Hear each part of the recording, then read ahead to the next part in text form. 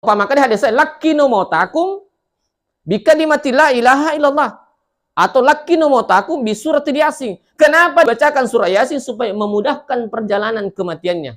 Kata anggota, Pak, lo mak bici. Wih, lo kijo bici sama tewe. Lo ni bici. Kada aga ta bici kan. Lo pedangin sama kada la iya lo naiko. Mun ripaya. Ih, tanyeti baca.